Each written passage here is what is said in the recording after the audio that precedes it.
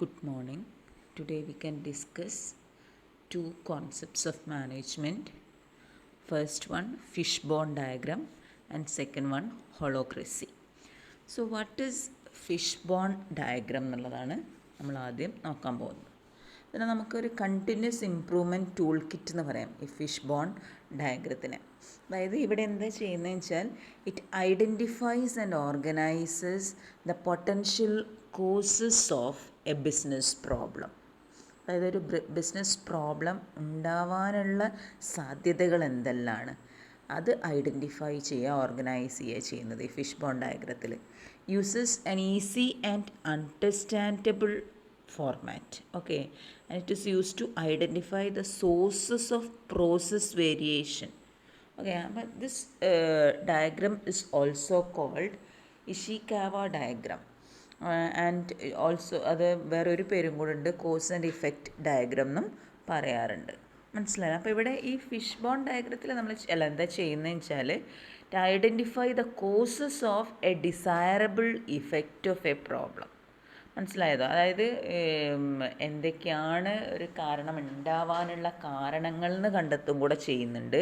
And also possible to identify the hierarchy of causes including the possible root cause and brings attention to the primary factors affecting the quality of product or service. Okay, എന്നിട്ട് these factors need to be optimised in order to reduce the amount of process variation, and the outcome can provide initial information to later problem solving tools.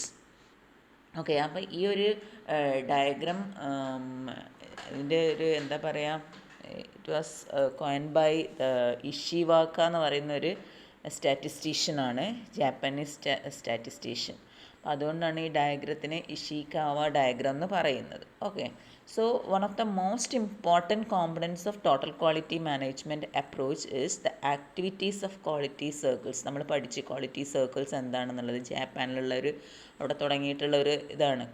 So A quality circle എന്ന് പറഞ്ഞാൽ it is a group of employees from the same work area and doing similar type of work in an organisation. അവരെന്ത് ചെയ്യും, ഈ quality സർക്കിൾസിലുള്ള members they meet voluntarily for an hour periodically to identify, analyze and resolve work related problems in their own work area, and the main aim is to develop mutual trust and cooperation between management and workers in decision making process and their work area. മനസ്സിലായി? അതാണ് quality സർക്കിളിൻ്റെ ഉദ്ദേശം. Quality circle അങ്ങനെയാണ് work ചെയ്യുന്നത്. അപ്പോൾ Ishikawa എന്ന് പറയുന്ന diagram എന്ന് പറഞ്ഞാൽ it has 7 universal problems. It has one of the 7 universal problem solving tool of total quality management. അതായത് ഇഷിക്കാവേനെ പോലെ തന്നെ വേറെയും 6 ഉണ്ട് എന്നാണ് പറയുന്നത് ഈ പ്രോബ്ലം സോൾവിങ് ടൂൾസിൽ. Okay, so the diagram is named after its founder, the legendary Japanese management guru Ishikawa, and this diagram is drawn to identify the root cause of a problem. മനസ്സിലായല്ലോ? That is why this method is Ishikawa diagram is also known as cause and effect diagram. Okay. അപ്പോൾ ഈ fish bone ഡയഗ്രത്തിൻ്റെ എന്താ ചെയ്യുന്നതെന്ന് വെച്ചാൽ root cause എന്താണെന്ന് കണ്ടെത്തി അത് identify ചെയ്ത് ആ രീതിയിലാണ് പ്രോബ്ലം സോൾവ് ചെയ്യുന്നത്. അപ്പോൾ this diagram analyses the characteristic of A process or situation and the causative factors for the same. Okay, and how the deviation from the specification is caused and what remedies are. ഇങ്ങനെ എല്ലാം എന്താ പറയുക കണ്ടുപിടിക്കുക ചെയ്യുക. ഇവിടെ ഇപ്പോൾ ഒരു diagram കൊടുത്തിട്ടുണ്ട് കണ്ടോ, ഒരു മീനിൻ്റെ സ്കെൽട്ടൺ പോലെയാണ്. അതുകൊണ്ടാണ് ഈ ഒരു ഡയഗ്രത്തിന് ഫിഷ് ബോൺ ഡയഗ്രാം എന്ന് പറയാനുള്ള കാരണം. ഓക്കെ, അപ്പോൾ the process of drawing Ishikawa diagram starts with defining the problem and writing it in the problem box at the end of the central arrow.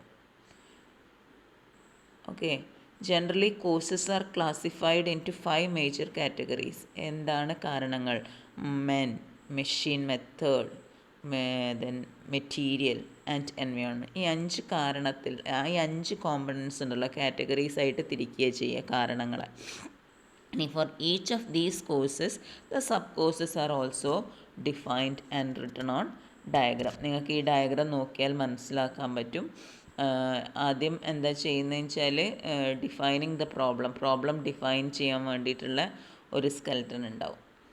എന്നിട്ട് അത് കഴിഞ്ഞിട്ട് ഈ പ്രോബ്ലത്തിന് കാരണങ്ങളാവുന്നത് 5 കാരണങ്ങളാണ് പറയുന്നത്. ഒന്ന് ഏതാണ്? മെൻ. അപ്പം കണ്ടോ, മെൻ്റെ ഒരു താഴേക്ക് കൊടുത്തിരിക്കുന്നത്, അതായത് മെൻ ലാക്ക് ഓഫ് ട്രെയിനിങ് ആണോ, മെൻ ആറ്റിറ്റ്യൂഡാണോ, ഇനാഡിക്വേറ്റ് പ്ലാനിങ് ആണോ, എന്താണെന്നുള്ള കാരണം കണ്ടെത്തും. പിന്നെ മെഷീനാണ് പറയുന്നത്. ഈ മെഷീനിൽ കണ്ടോ, മെഷീൻ്റെ സ്പീഡാണോ, സ്റ്റെബിലിറ്റി ആണോ, ബ്രേക്ക് ഡൗൺ ആണോ, അതെന്താണെന്ന് നോക്കും. പിന്നെ വരുന്നത് മെറ്റീരിയലാണ്. മേലോട്ട് നോക്കുക.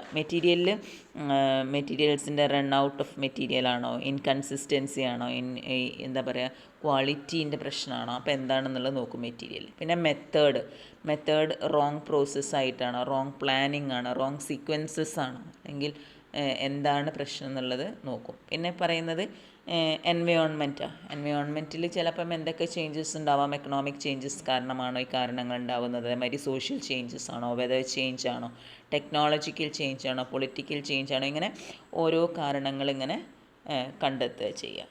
Okay.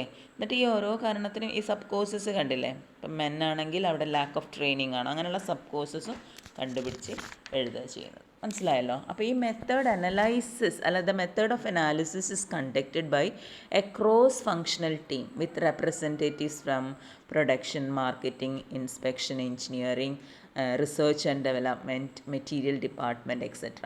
And this team draws the problem box and prime arrow supported by major causes and possible sources of causes contributing to the problem.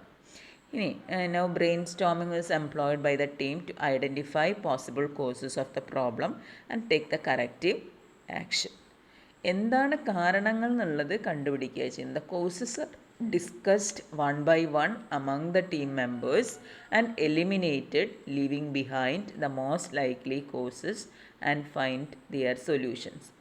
അപ്പോൾ once the root cause is identified, എന്താണ് ഇതിൻ്റെ ശരിക്കുള്ള കാരണം, റൂട്ട് കോസ് എന്താണെന്ന് കണ്ടെത്തി കഴിഞ്ഞിട്ടുണ്ടെങ്കിൽ ഈ group എന്ത് ചെയ്യും? They tries to find the solution which should take care of both the corrective actions and preventive actions, so that not only the problems are corrected but also they are eliminated from the system.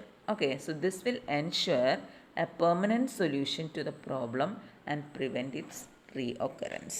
മനസ്സിലായോ? എന്താ ഈ ഷീക്കാവ അല്ലെങ്കിൽ fish bone diagram എന്ന് പറയുന്നത്? അപ്പോൾ ഒന്ന് പഠിച്ചു വെക്കുക. കോസ് ആൻഡ് ഇഫക്റ്റ് ഡയഗ്രമാണ്. Then next is ഹോളോക്രസി.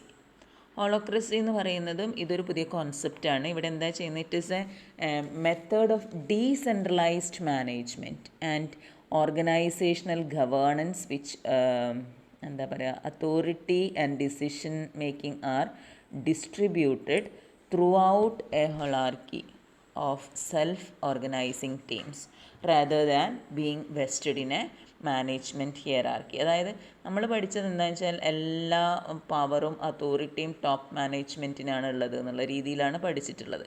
Top management എന്തൊക്കെ കൊടുക്കുന്നോ അതിനനുസരിച്ചിട്ട് മിഡിൽ ലെവലും ലോവർ ലെവൽ മാനേജേഴ്സും പ്രവർത്തിക്കുന്നു. പക്ഷേ ഈ ഹോളാർക്കിയിൽ എന്താ ചെയ്യുന്നത് എന്ന് വെച്ചാൽ, ഇങ്ങനെ ടോപ്പ് മാനേജ്മെൻറ്റ്, അതായത് എല്ലാ ഡിസിഷൻസും അവരെടുക്കുന്നതിന് പകരം ഡിസിഷൻ മേക്കിംഗ് അല്ലെങ്കിൽ അതോറിറ്റിയൊക്കെ ആർക്ക് ഡിസ്ട്രിബ്യൂട്ട് ചെയ്യുന്ന through the hierarchy of self organising teams.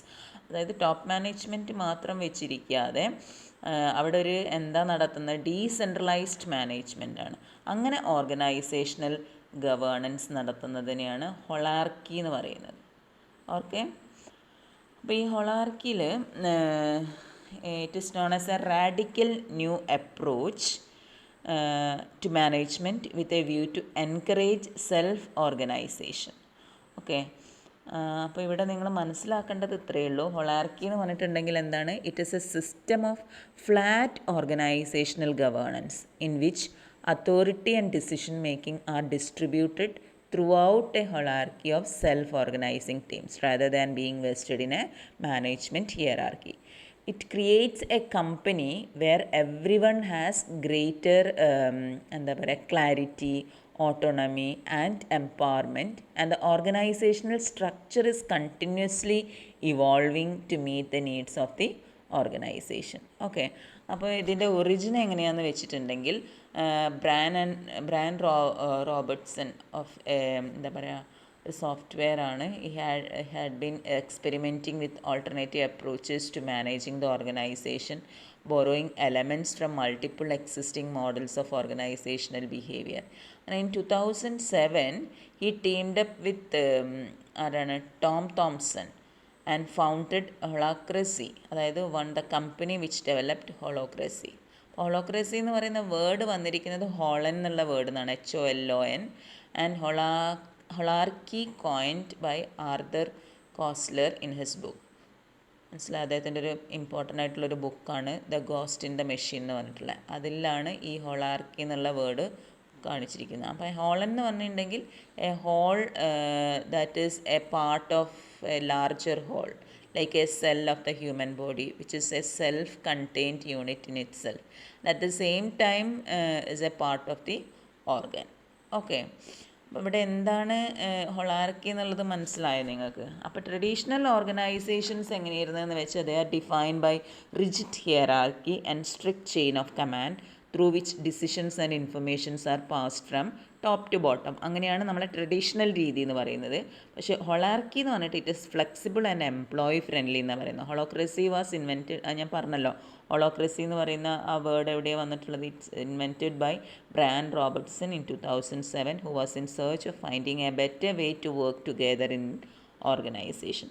അപ്പോൾ ഈ ഹോളോക്രസി എന്ന് പറഞ്ഞിട്ടുണ്ടെങ്കിൽ ഡീസെൻട്രലൈസ് ചെയ്യുക ചെയ്യുന്ന അതോറിറ്റിയൊക്കെ. അപ്പോൾ ഇതിൻ്റെ ഒരു ഗുണം എന്താണെന്ന് വെച്ചാൽ, അഡ്വാൻറ്റേജ് എന്താണെന്ന് വെച്ചാൽ, if an organisation implements holacracy it will see an increase in agility, അതായത് എബിലിറ്റി ടു മൂവ് ക്വിക്ക്ലി എന്നുള്ള മീനിങ്ങേ വരുന്നുള്ളൂ, efficiency, transparency, innovation and accountability. Okay, so this system is said to be highly adjustable and adaptable in making quicker corrections of imbalanced workloads or responsibilities.